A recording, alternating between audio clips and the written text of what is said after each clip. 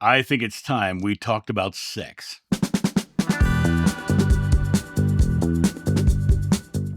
Hey, guys, it's John sitting here in my studio drinking my fabulous mug of coffee. I hope you guys are doing really well. The world is a crazy place, and one of the things that makes it crazy is our own shame around sex or self-pleasuring or whatever it is. There's this shame that's been put out into the world that we should be ashamed of our sexual desire, of our concept of how we have sex. Now this is a St. Paul teaching because Jeshua never said anything about it. In fact, if you go back on my channel, you'll find out that there's a video called Jeshua Likes Sex right on the channel. The interesting part of this is that the churches have made sex shameful unless it was in the confines of a marriage.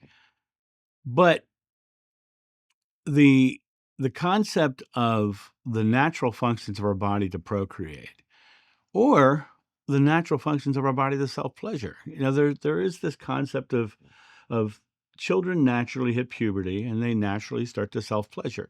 It's part of the body, it's part of the natural state, but the church makes it a sin. But the church makes it a sin, to self-pleasure. There's shame around sex. And what does this do? It makes our children hide. It makes our children, go into dark places and hide what they're doing because they're afraid they're going to be thought of as bad. There's nothing wrong with something that is a natural function of the body. And imagine being taught that your natural desires are sinful from the moment they begin. What does this do to a child's mind and even to their eventual awareness of their own divinity? It's a struggle against that divinity because what it is it's telling you that you're, once again, a sinner, which is the natural fallacy of the churches to tell you that you're born in sin. This is a shame that shouldn't be because it's a natural function of the body. So who was it that decided that something so natural was wrong? Paul. Paul is the one who decided that all Christians should be celibate. And why did Paul say that? Because he believed the end of the world was coming in his lifetime and that to be procreating would be wrong because you are basically putting children into the world that's no longer going to be here. He literally was saying the end times are here and now. Everyone should be celibate. Well, what is this? This is the teachings of the Pharisees. These are the apocalyptic preacher Paul telling you all that your doom and gloom is coming. In this video, I'm hoping that we can break through some of these stigmas around sex and even masturbation, because the concept of masturbation is just a natural function of the body that everyone does. I am a single man who lives alone, and I have chosen not to date. You think I don't do it? Of course I do, right? And it sounds like a weird thing to say on a video with YouTube, but I'm bluntly honest. I'll tell you my truth. Everyone does it in some form. Everyone does it in some form, right? Because it is a natural function of the body. Am I shameful for it? Of course not. It's the natural function of the body. It's what we do. You know, the concept of the church teaching that you should be shamed about sex or even how you pleasure your own body, they use this concept of celibacy as power. They're telling you the only way to have sex is to come into my religion, get married, and then you can have sex. How cool is that? They use sex as a reward for your piety or your subjugation to their faith. There's nothing in it about purity. Early church fathers viewed the body as sinful. They looked at it as sinful. To pleasure the body is to be sinful. And when it brought them pleasure, they found that the pleasure to be sinful too. They decided that it's wrong for you to like that thing. These ideas were filtered into teachings all the way across the Christian world, especially towards children going through puberty. At the most vulnerable time in their life, their hormones are kicking in. They're a little out of their mind. They're exploring their bodies. They're having these these moments of pleasure, and they're told that everything they're doing is wrong and they're sinful for doing it. They're sinful for doing a natural function of the body. And the consequences for these children and teens is this shame around their own bodies, around sex, around the natural things that are going to happen. So, in other words, it is something that is perfectly designed to, if you make that shameful, and then we can give you a release valve for that shame, then you can then take that next um, step of becoming more into my faith, following us more. Kids being taught their bodies are dirty or sinful is just promoting fear, and the fear of going to hell for something their bodies naturally do. This emotional repression, this secrecy, this guilt, even self-harm in extreme cases, they'll kill themselves over the fact that they're so bad. This stigma around sex in all forms is a stunting of natural self-discovery and even self-love. You know, this concept of the masturbation as being a taboo that shouldn't be. It is a natural and normal part of a human's development, a child's development. But the churches has a stance of self-abuse leads to eternal damnation, and they call it self-abuse. They're telling you that this natural function is abuse. I'm not ashamed of it. I'm a single man who lives alone, who has chosen not to date. Okay, why would I be ashamed of that? There's nothing wrong with that. Love one another. Include yourself. And now, a quick word from our sponsor. Coffee Time with John.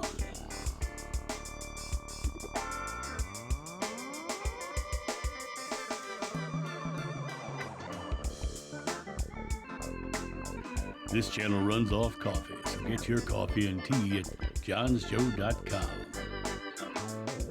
The psychological manipulations goes completely against medical understanding.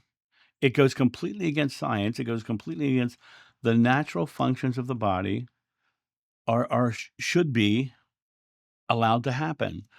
The absurdity of a divine punishment for something biologically built into us is a ridiculousness. And that impact, that divine punishment, has lifelong impact on people. People struggle with sex. People struggle with intimacy. People struggle with pleasuring their partner.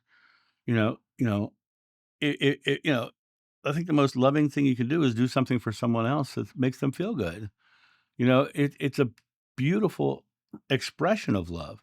Sex is taking a feeling and putting a physical act to it, right? And sometimes we have those moments where we want to have that experience. Shame around sexuality affects relationships. It affects intimacy and self-worth and self-doubt. We're worried about performance because we're told that if we don't perform well, it's going to go bad and people aren't going to love us. And we're told that if we get married, we can have sex. But I live in the state of Ohio. They tried to pass a law in the state of Ohio that literally said that it is against the law to have sex without the intent of having a child. They tried to pass that law, right? Well, who did that? The Christians. The Christian right tried to pass a law in the state of Ohio stating that if you ever have sex, you have to be working towards a child, which is ridiculous. It's time to reclaim your body and the autonomy and take it away from indoctrinated guilt. It's time to realize that sex in all forms, be it solo or part with a partner, is not wrong. It's not shameful. Jeshua taught love, not repression. He never shamed the body. He broke bread with sinners and never condemned sex or even mentioned masturbation or self-abuse. It's not something that was ever said.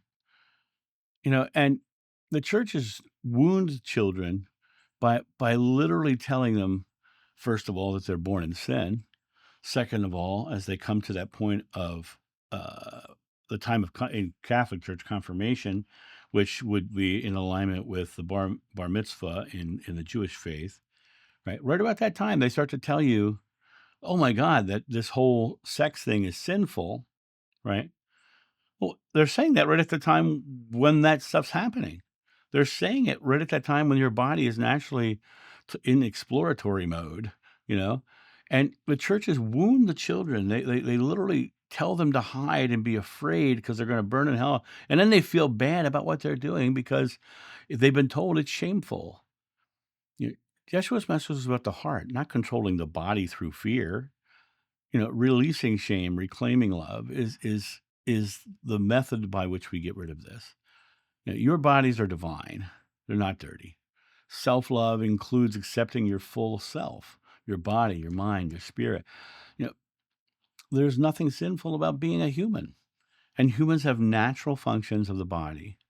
You know, just like that would be like telling you or telling your child it's sinful to exhale because that's a natural function too. We do it naturally.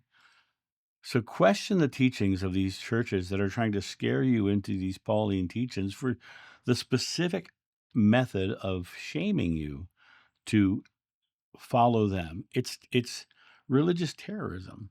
They're making people afraid. I'm not afraid. I'm speaking out. Mm. It's okay.